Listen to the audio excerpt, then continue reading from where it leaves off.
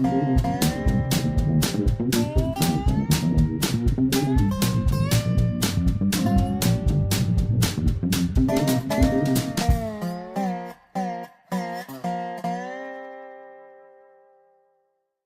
is Dave Monk, your Prairie Monk, WAFT Champaign 90.1 on your FM dial. And Dave on the board. It is Sunday, December 24th. That makes it Christmas Eve. I'll give you a quick weather report. Don't plan on bicycling today.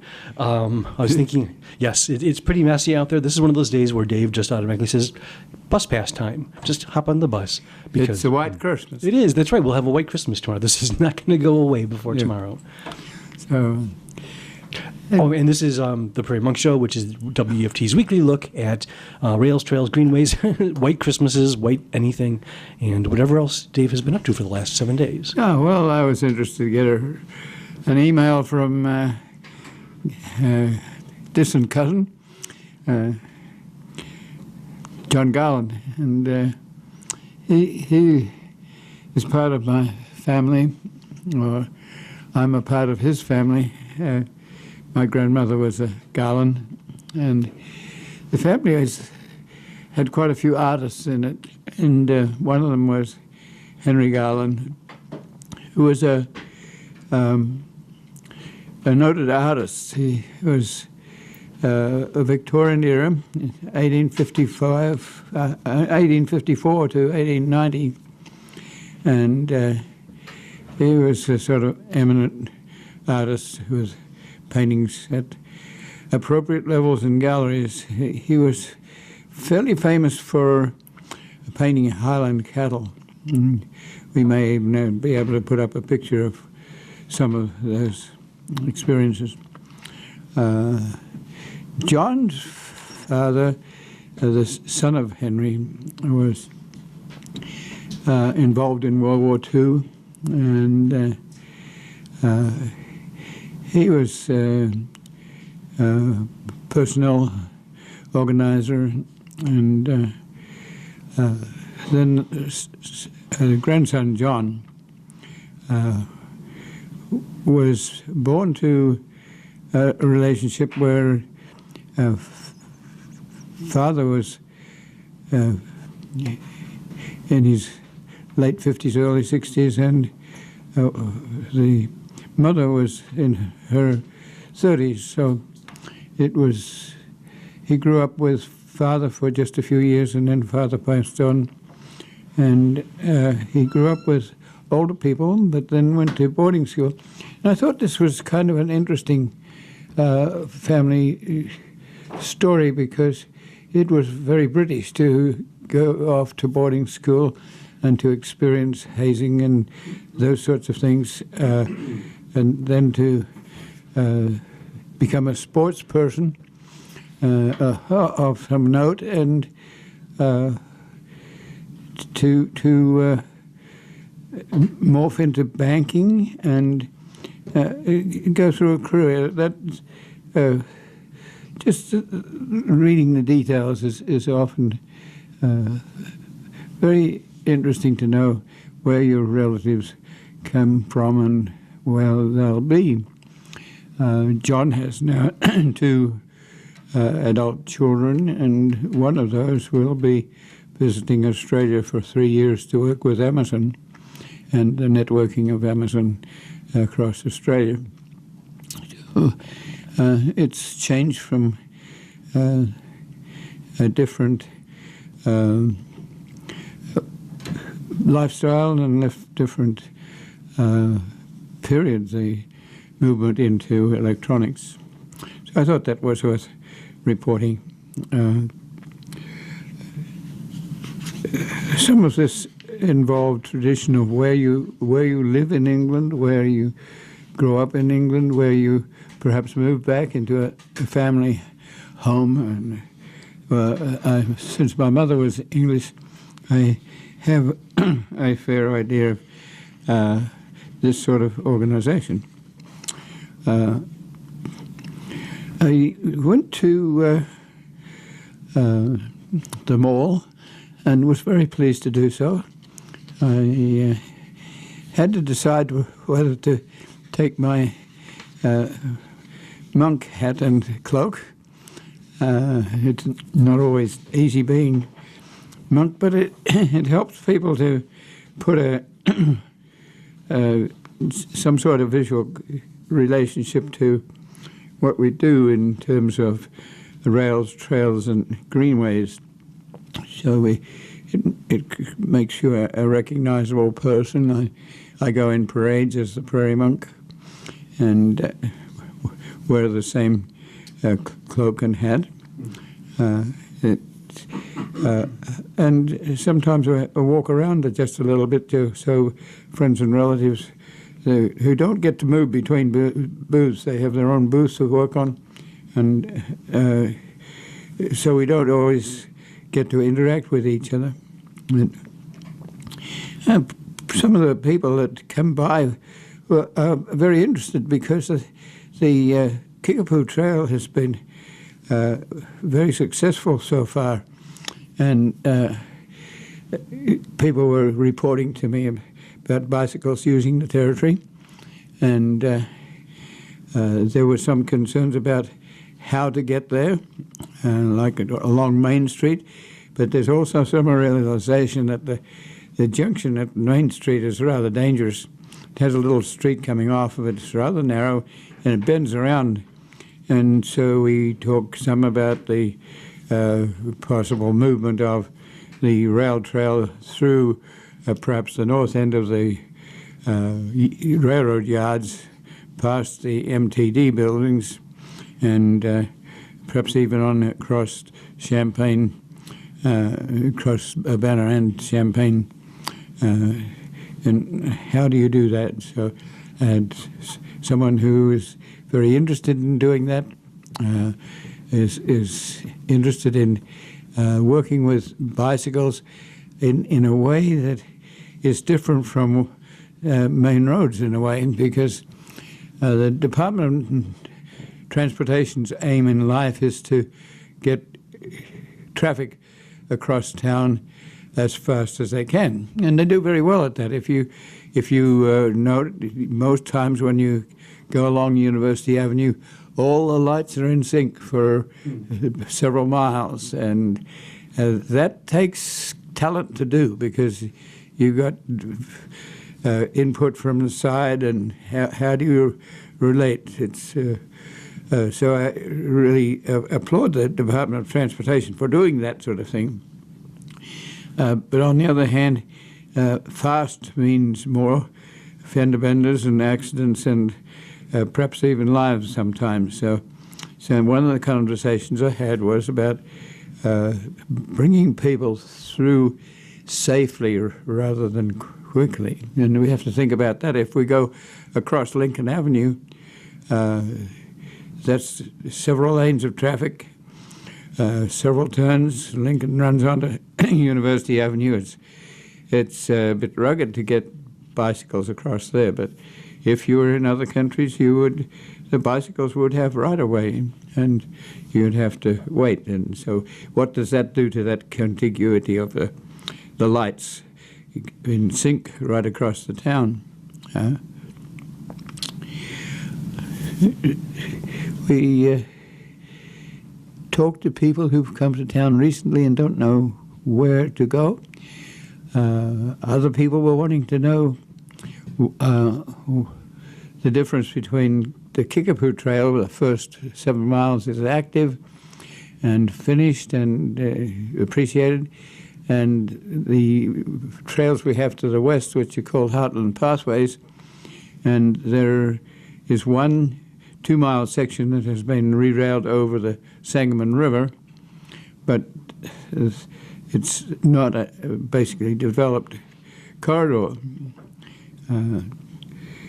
So there were people from Bucks Pond. So I have a sister at Bucks Pond, and Bucks Pond is a pond that is a natural area that's opposite Lodge Park. For those of you who know, Lodge Park is on the banks of the Sangamon. It is rather a wonderful park because it has all its natural understory herbs and spring. It's rather wonderful. It has a road that runs along the banks of the Sangamon, And there are some plantings of coniferous trees, which is a little artificial, but it has a different ambiance. People feel that ambiance and perhaps have a wedding there and things like that. It's a rather wonderful park. But there is or has been a ford across the river, which you could use in summertime when there was not much water there, to get to Buck's Pond. Buck's Pond has a story that involves people who had moved west, and at this point there was a story about I think a couple of maidens involved with a Indian leader, and I don't remember the whole story, but it gives Buck's Pond some credentials that are different. Buck's Pond is currently closed. You can't drive through it, but you can walk through it. And in just up the Sangamon River there's quite a section of houses that are people who basically live there, and there's a bedroom community for Champaign and other places too. There's a story about Buck's Pond, and I can remember being viewing the situation. All the old walnut trees were taken down, mainly for the finance that was provided by turning those walnut trees into veneer. They have straight barrels, and so they can be shipped to agencies that take a thin sliver off the stem and make veneer, which will cover pressed hardwood or other types of furniture, and give it a good grained look. The interesting story about that is that no one can figure out where the funds were that came to the harvest. It's probably each tree would be at least worth $1,000. So these things happen, and you remember them. And some of them are rumors that you don't know the substantial part of. So other people were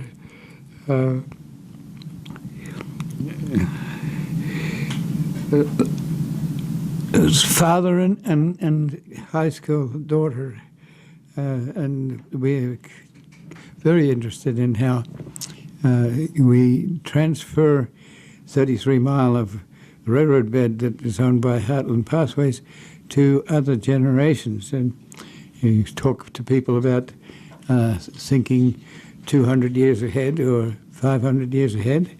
That's provided that we don't have climate changes that put the world into a different gyration, and perhaps we will or one will not be here in 500 years' time. But these are long-term activities where you need a lot of community involvement and some state involvement and some federal involvement. These sorts of trails are now extremely popular. They're across the country. There's about 20,000 miles of interim trail use. They're there to save railroad beds. There's a Rail Banking Act that provides finance and saves bridges and quiets titles, so you can develop trails. And then what happens is that the community park districts and all sorts of other agencies start to get interested in putting their money in too. So I'm already getting some vibes from the Kickapoo Trail, where it has even been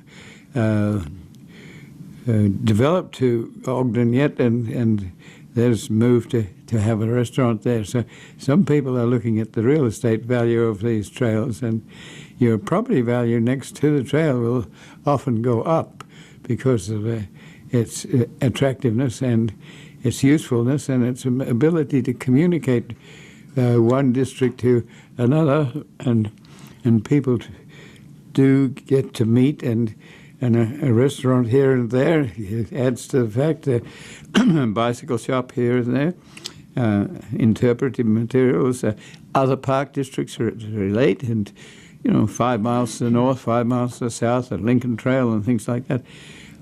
They make this sort of thing a possibility. So the popularity of the first 7 miles makes us get confidence to move into heartland pathways, which was predated the Rail Banking Act. So we had the same mission involved: rails, if necessary, trails, and greenways, rails, trails, and greenways. And we've been able to do some of that, but we haven't had quite the same sort of public involvement. And I think there's a general feeling afoot, especially amongst the younger people, that they do want to care for their natural areas, their pollinators, their interpretation of the geology of the landscape, whether they need to escape from a flat Champaign County to a terrain that's more interesting and more rolling in Vermilion County or Piatt County or DeWitt County nearby. So people are thinking in a different way, and it's rather exciting to be a part of that. It takes a lot of twinkle in the eye, and as Heartland Pathways, we've been trying to get more formal, but it's not a matter of just putting your hand out and asking for financial support. It's a matter of really figuring out what the aim and objectives are, and how you might be able to do it, and how you might be interested, and how you might get excited about that, and be committed to it. It doesn't mean to say that you have to be committed forever. It may be a little bit like WEF, where people come, get excited, and sometimes they move on to other situations that are more exciting. And you want that to happen. So, but in there you have to have a small group of people who are able to sing and dance and enjoy each other, and also look at the science and the genetics and the technology of bicycle ways and trails. The one we have in the first phase, Kickapoo, is much wider than we had ever anticipated, so it takes out a lot of the vegetation, and we have been working at that. If we look at boards and structures, we probably do need a list of people who have some standing in the community who also approve of these sorts of trails. And it's interesting that they're popular in both parties. So when you get to Congress, then when you're talking about reducing public service funding, then both parties are fairly determined to keep these in action.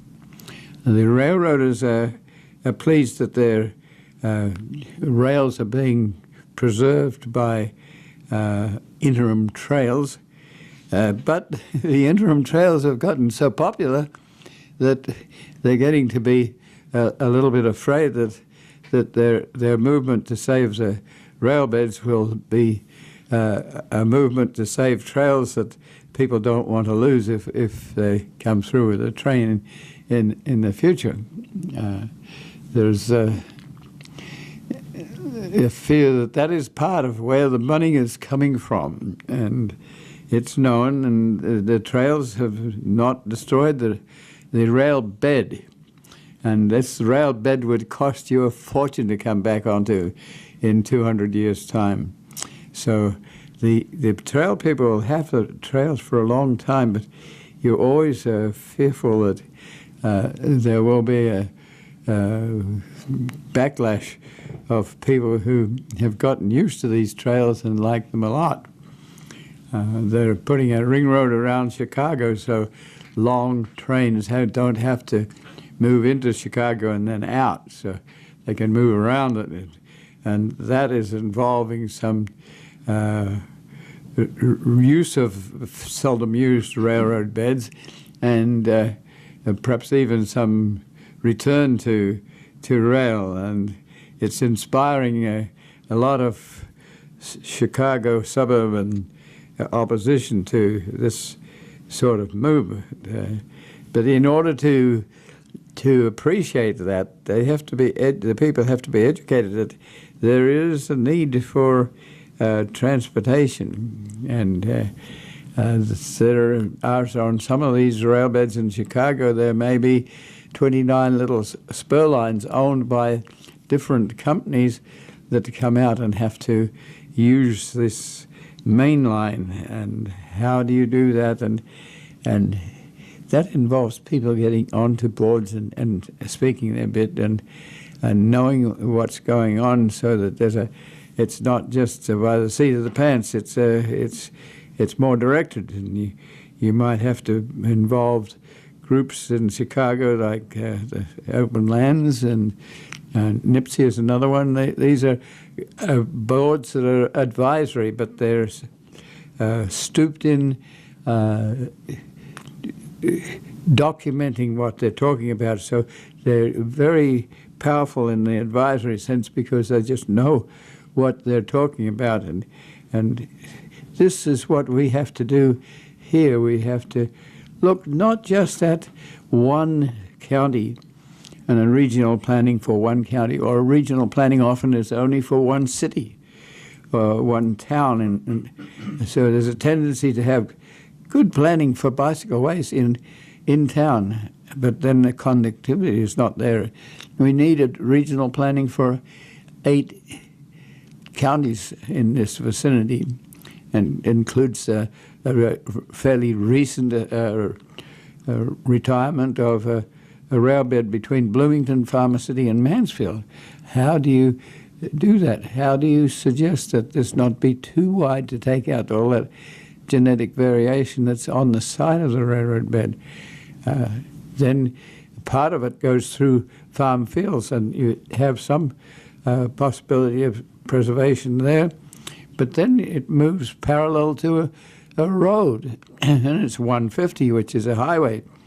And if it's ever widened, guess what? It will be widened out of the railroad bed, and the railroad bed is loaded with some of our only remaining prairie. So that means that some of you who are biologists have to work with recreators to see that some of this genetics is preserved. I really did enjoy the farmers market, which is the indoor market in the wintertime, is very well attended last week. Not quite so well attended this week, but it's for 5 hours. And I found myself talking back and forth to people, and people asking questions, sometimes to people the different questions at the same time, and just found that to be rather productive. And if we can continue that sort of discussion, whether it is at the Park District or the natural areas, people in Audubon, Sierra Club, Isaac Walton League, all these groups are not always well attended. I'm not even sure that the Isaac Walton League still is intact, but it involves spin-offs that you might like. It might be birding. Many people have seen their first bird because they took a a field trip to Busey Woods from Anita Purvis Center. So you have to have a Anita Purvis Center in the first place, where you have a museum and you have a viewing window where you can see birds. And sometimes people marry people who have a birding interest, and then that becomes a life interest, and that takes you in one direction. But it's a part of the total. The total gets stalled. So people who are watching birds are also watching prairies and watching trees, and they know that trees get hugged, and so trees are popular. But prairies need attention too. That's where there's up to 100 species of broadleaves plus grasses, and you can't really hug it very easily. So think about being on committees, being interested, getting excited, and funding in there helps a little, but it's not as much that you're wanting funding. You're wanting the excitement, the interest in several generations. So you may have older people educating younger people, and like last week, somebody said to me, my children didn't really enjoy picking prairie seed, but now when they're adults, they have prairies, and you have to figure out where that transition happened, where they get excited. Often it happens to be school teachers that do some of this sort of thing.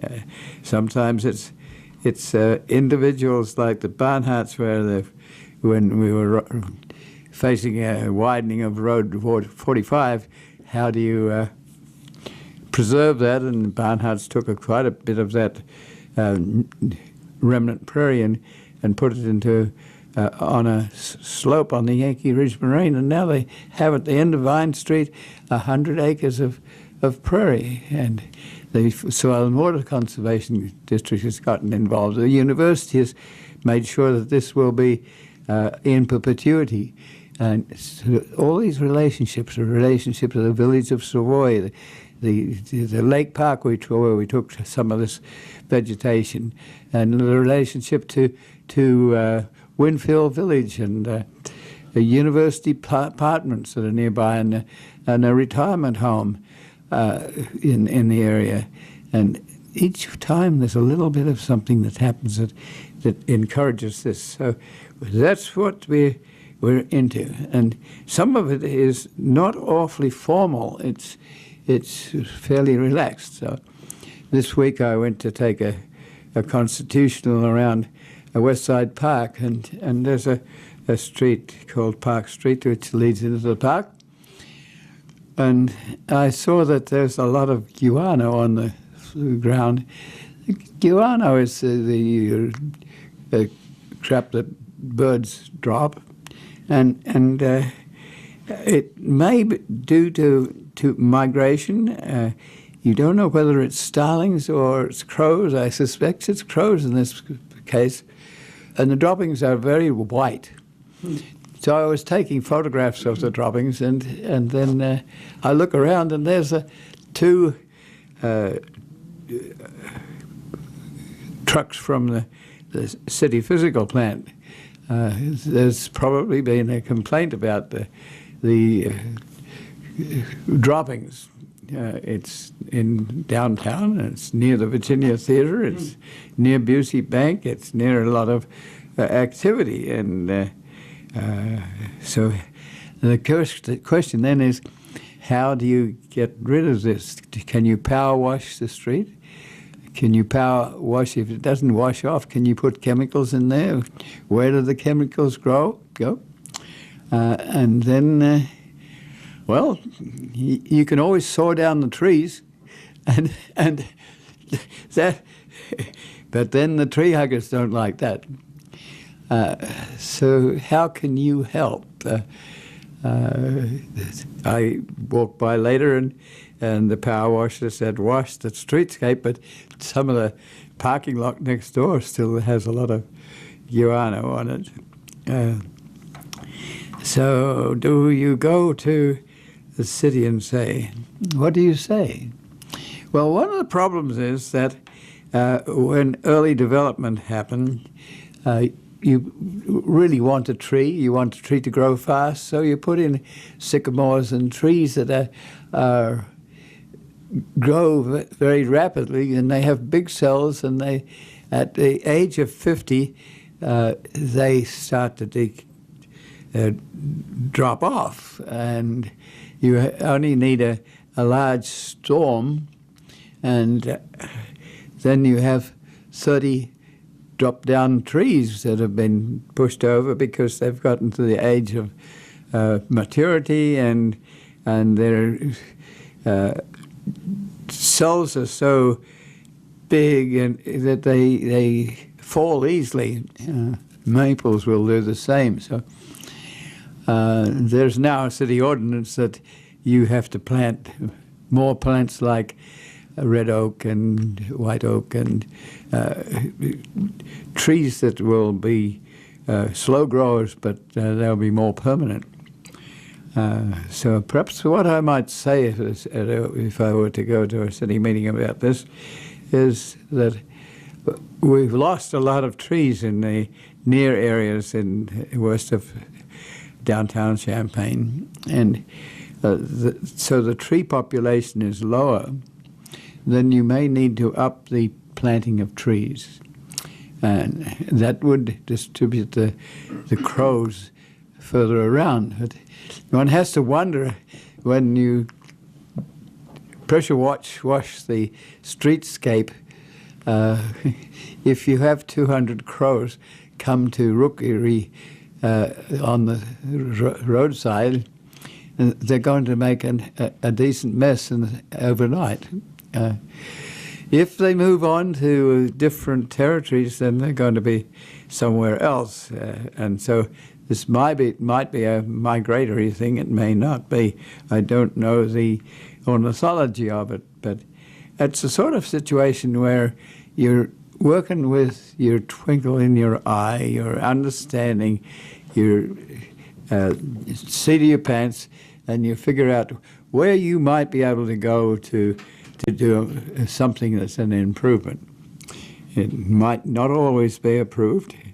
We've been talking about prairies that sometimes are in downtown Champaign, but sometimes are relegated to the boondocks, and because prairies don't necessarily look wonderful unless you have a mind for them, and you know that big blue stem falls down like skittles in the wintertime, and that's rather beautiful if you know that. But if you are interested in cultivars or plants that have been bred to be bigger and better and more showy, then the prairie looks like it does right now in the wintertime. If I go to the little prairie over a way, it's wonderful. The snow, I'm sure if I could take photographs this afternoon in the little prairie, that will have interesting ambiance. It's wonderful in winter, but that's, for some people, it's an anathema because it doesn't look good. It looks better bare, and most of the planted areas in round park districts and the like are now bare because the plants have been taken out in order to have that sort of bareness during winter. So once again, this is your education. How do you do it? And how do you do that in a committee with Robert's rules? You're on your own, perhaps. You're hoping to get interest, and yes, you do have to have the Roberts rules. You do have to have the boards. You do have to have the people who understand this, who have some standing in the community. If you have a board and it has the vice chancellor on it, then it has some credential. And how do you organize this? How do you get people together? How do we have board meeting with more than 3 people?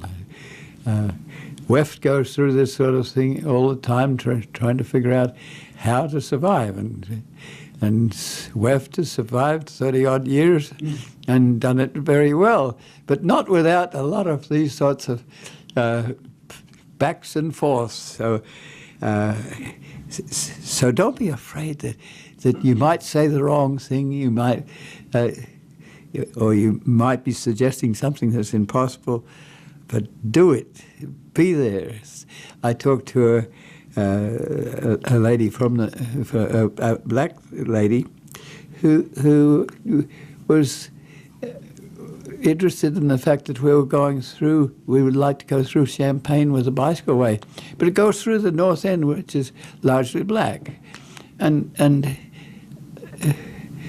one of our citizens that was in charge of the recycling center, when we had a recycling center, put cameras up on our trail similar to what we're suggesting in Indianapolis. And at that time, we didn't have quite the electronics that we do today. So it was a rather expensive attempt to find out who was using the trail. And most of the trail is used by people who have spandex uniforms and bicycles that cost up to $500, and they're going through, they're connecting. But the people who are lower income on either side that use a bicycle to do wheelies, and it's a whole different event. How do you encourage them to use the corridor, and how do you have small parks and the like that allow that to happen? It's a situation where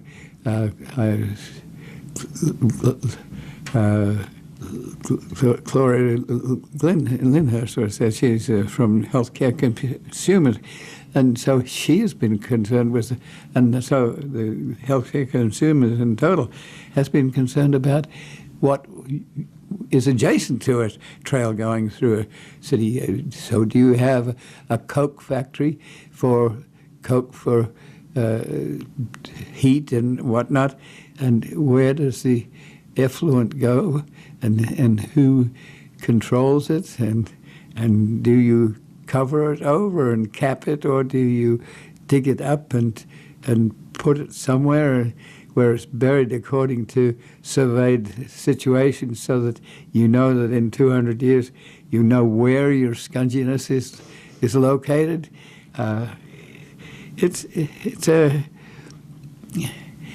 It begs you to be involved somewhat, and it begs us as I would say leaders in the community to provide you with the wherewithal to understand yourself and your surroundings, and that's why we're here and do things. That's why we stand in the mall with a silly looking cloak and hat. We're hoping that you might generate a little interest in some of these things.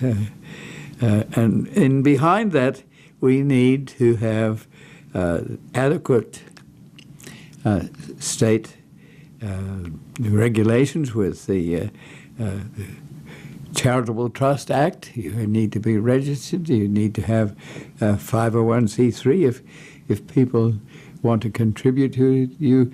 That gives them a tax break. On Heartland Pathways, we have never had a 501c3. People have contributed, but it behooves us to get a little bit more organized with the IRS and sort that out. And many of these things that look to be a little bit of a challenge are often the things that you have to know that there is someone in Springfield that needs you to do the right thing, because they have to do the right thing by their people who are in charge of them, and it goes on and on up the pole till we're looking at Congress doing things, and we're looking at the president doing things with park districts that Teddy Roosevelt spent years preserving, and we might just lose them to oil and coal and situations that don't always please everyone. So it's a little bit of a rant, but it's begging you to be out there, to ride your Kickapoo Trail, to figure out how you can work with people who are walking. At the moment, there's so many bicycles that sometimes people who are walking are a little cautious because the bicycles go by and they don't say, "Hey, on the right," or whatever. But one of the people there at the mall on Saturday said, "We know you because you were out there with a video camera and you asked us if we minded you taking a photograph of us, and we didn't mind at all." And so, yeah, get out there with your cameras and do some of these things. Ride it and enjoy it, and then think about where you might put up a bicycle trail, where you might put up a kiosk that says, "Hey, 5 miles down the road is a Lincoln Trail," or "There's I saw hawks over here." It's just a rather wonderful experience. Even though it's a flat land, it's very interesting. A 6-inch rise might give you a different plant or a different creature. A small pond might be a vernal pond that was created by glaciation, but it might be something that a farmer would desperately want to drain so that you could put corn and soybeans in there. So you have to talk to farmers. Many of them absolutely do understand where their genetic comes from. Teosinte was the corn that we're using it. There were 60 little cobs about the size of what you would get in a restaurant. So then it was bred and bred so that now you have a 12-foot plant with 2 cobs or 3 cobs, and they hang down nicely so the water washes off of them, and the leaves. You take advantage of the ability to handle drought. The leaves will roll so that it protects the stomates where the water might move out. It's just you take advantage of all those characteristics of corn, and so we've got an enormous interest in corn at the moment. There's more corn because GMO, genetically modified corn, is yielding very well, and just people are putting in new elevators because of it. It's just so much yield, and then you go to soybeans. And there were no soybeans in 1936. The agronomic community went around the world looking for glycine, little plants that's the botanical name of soybean. And somewhere from deserts or other places where they might only be 2 inches high, and then you spend 50 years with 50 agronomists breeding that to the point where you've got a very interesting soybean plant that is very healthy. It is a legume, and so it sells well, and it sells internationally.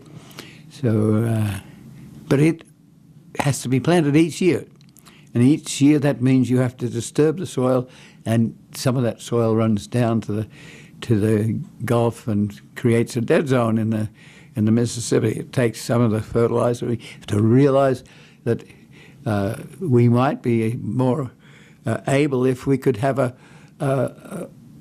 soybean that could be mown for 20 years, like alfalfa. So you would leave the roots in there and it grow again. So that needs a whole bunch of researchers to do that. We don't have it yet, but you need the genetics in that corridor. So that's what we do with Heartland Pathways, is to keep that little piece of prairie in action. We have to watch the mowers so they don't mow on the 1st of August and with a 15-foot bush hog and take out all your plants that haven't even flowered yet. So we have to burn periodically, but you don't burn incessantly, because that will only concentrate certain plants that like to be burned and have evolved to be burned as lightning strikes and the like. So you need to leave little corners that are not burned. So some creatures can live there that did so in the past, and so that genetic gene pool is rather important. So in this whole event of you thinking beautiful thoughts about things like bird crap, you are contributing to genetic preservation. So we need a bunch of people who are out there with a leader who knows enough to know what we're doing, and then we need you to work on things like, there's a Russian olive or an autumn olive that was planted by the Department of Conservation to provide seed for birds. It was a bird strip, and some people were actually given plants to plant this plant. Mm-hmm. And then, bless me, the birds appreciated the seed and put it all across the Midwest. And so we have this weed tree now that denies the prairie. So we need in there 6 or 7 or 12 or 15 or 50 people from time to time to be taking out the weed trees. It's 25 miles from Champaign to one of these prairies, 20 miles to Rantoul to do the same sort of thing. Do we have teasel and other invasive weeds? So you need a bunch of people who are prepared to pick seed to take out weed trees. And then you have some arguments about people who do or don't want you to use herbicide. We spot herbicide trees. If we take a tree out and it's 2 inches across, then you put a herbicide on the tree only. Not you don't blanket spray it, and you put a dye in the herbicides so that you can tell which tree you have spotted, and so then you need to know if your volunteers can do that sort of thing. Do you have to have a license to herbicide? Do you want the herbicide at all? Because some of the herbicide will go down in a stream and you're going to drink it and it's going to go down to the Gulf. And wow.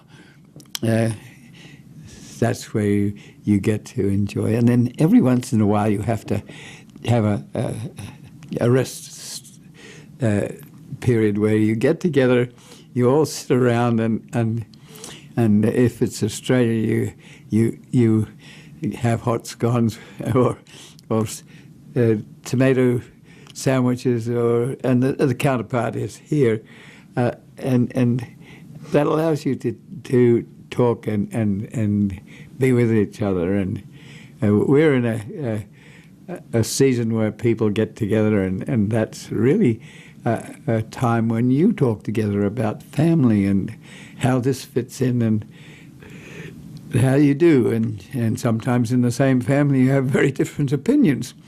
And how can you handle that? And it's invariably better to talk than to be off in your own cubbyhole by yourself, not dreaming beautiful thoughts about the universe. Back to the mall, that's what I was finding, that I was talking. I wasn't necessarily selling a lot of things. It was mainly talking to people, and they were talking to me, and they come with their ideas, and you need to not have a few people in charge. You need to have a retinue of people that have their ideas, and there many of them have ideas that you haven't even dreamed of, but they're with their idea, and you just have to say, "Wow, didn't think of that. Let's do that," and on you go. But behind it, you have to have a board that does this and thinks this and is with it, and then you have to also have the twinkle in the eye where things are happening, and it really doesn't. It's not the sort of thing you put through a board. If you have a railroad that's going to close out and abandon, and you can't get the local agencies to be game to buy the line, then you go ahead and do it. And it might involve board approval, but it also involves a whole lot of seat of the pants, talking to people and knowing people and doing it. So I want to say that. Now, having said that, I read the newspaper, and the newspaper is dealing with a school district. And the school district is taking over land for schools. And that's a controversial issue. So one of the recent city meetings was an attempt by PACA, the Preservation and Conservation Association, which is up there on Washington Street. And it salvages a lot of materials and sells materials, and it also talks to you about things. And it talks to the university about salvaging buildings that are coming down and doing it before they're put into the landfill, and doing it when you can do it extractively and carefully. So now we have a school board that's been out there and bought land on North Prospect. It's almost like putting your library out of town, or your post office out of town, your school out of town. And universally, it seemed that the plebiscite was that the public didn't want to have their school out of town. So that brought you back down to town, and you have a central high school that needs to expand to meet the growing population of young folk. And it has a park district nearby, but it doesn't have a football field, and it doesn't have some of the resources that you would like to see children have. There's a gymnasia of the mind where sport is part of growing up. Sport is part of being able to hand off your football to somebody else rather than make the move yourself. It's a team. How do you work with a team? And but the land that's being acquired is valuable because it has historic houses on it. And one of those historic houses is the Bailey House. And I didn't go to the meeting, but I keep my eye on the meetings with internet. And so I read this whole attempt to nominate a Bailey building as a landmark. And so when you do that, it makes it a little harder to pull a building down. Do you, instead of going out, do you go up and have a 5-story school? Do you have to have a football field? Yes, perhaps you do have to have a football field if that's the gymnasia of your mind. It's not always so, because sometimes the sports people get to be specialists, and then not necessarily the person in engineering who's also playing football. It becomes a specialist thing. So you have to think about your gymnasia too. So I wandered over to the Bailey House, and I have a bunch of photographs of the Bailey House that we'll try and put in so that you can see what it's about. This was a noted citizen, and so then I go across the YMCA building, and there's a photographer photographing the building, because these buildings are going to come down soon, and this has got to be a record. And we may have a photographer on hand in the future to tell us what he does to record things. Now that you have cell phones, you can run around and you can record it, and you can talk to your friend, and and you can go to a city meeting too. And if you're 13 and have thought about this and want to go to a city meeting, sometimes it's very impressive if you do go, because it suggests that you've had to get up and go to think about whether you need a football field or whether you need a historic house or what have you.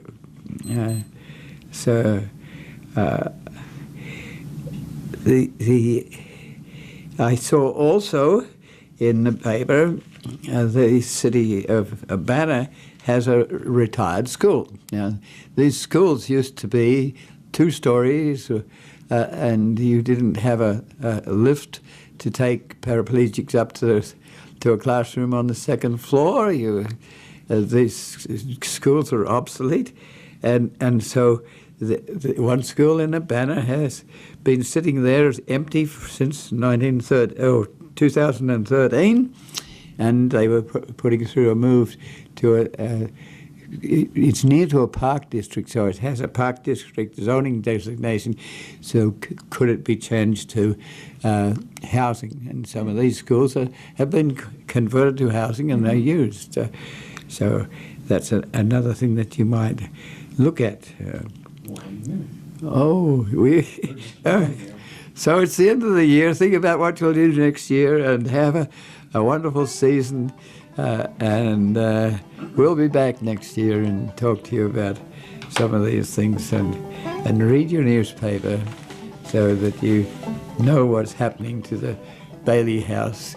You cannot move it easily because it has to go under wires, and that costs a lot to organise that. And you have to have a place to put it, and when everything is already occupied, that's a hard thing to do.